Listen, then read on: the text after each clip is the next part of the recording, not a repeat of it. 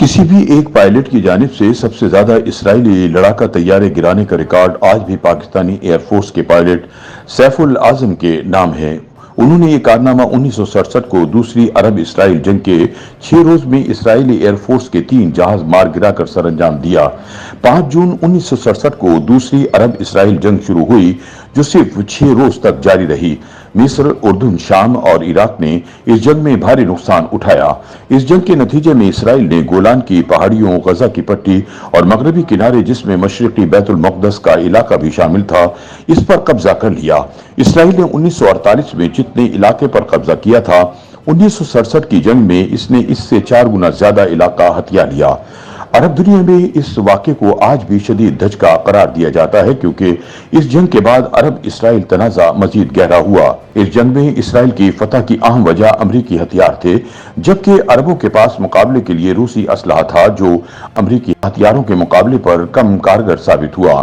ताहम इस जंग में पाकिस्तान एयरफोर्स के एक पायलट ने बहादुरी के वो जौहर दिखाए कि इसने 6 दिन में न सिर्फ इसराइली एयरफोर्स के जहाज मार गिराए, बल्कि उर्दून और इराक को बड़े नुकसान से बचा लिया।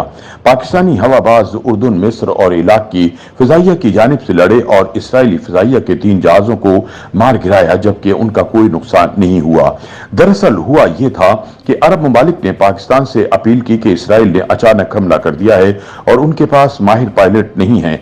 इस पर फलस्तीनी काज की हिमायत में जुल्फकार अली भुट्टो ने फौरी तौर पर 1 दर्जन से जायद पायलट शाम भेजे, जिन्होंने दादे शुजात दी और इसराइल पर कई कामयाब परवाजें की और अरब ममालिक में बमबारी करने वाले 3 जहाजों को मार गिराया, जबकि इसराइली जमीनी दस्तों को ठीक ठाक निशाना बनाया। उन्होंने दर्जनों जासूसी परवाजें करके भी तोपखाने की मदद की, जबकि पसपाई में भी अरब फौज को हवाई मदद देकर महफूज बनाया।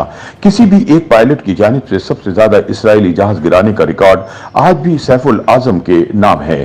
जंगी मुबसरीन का कहना है कि यह पाकिस्तानी पायलट सैफुल आजम ही थे जिसने कि उर्दून की एयरफोर्स को मुकम्मल तबाही से बचाने में अहम किरदार अदा किया, वरना मिस्र की एयरफोर्स तो इस जंग में 90% नाकारा हो गई थी। सैफुल आजम तारीख में वो वाहिद हवाबाज हैं जिन्हें 4 ममालिक पाकिस्तान, उर्दून, इराक और बांग्लादेश की तरफ से जंगी जहाज उड़ाने का एजाज हासिल हुआ और जिन्होंने 2 मुल्कों की जंगी जहाज तबाह किए।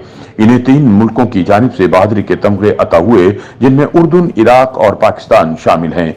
सैफुल आजम ने 1965 की जंग में एक भारतीय जहाज मार गिराया था।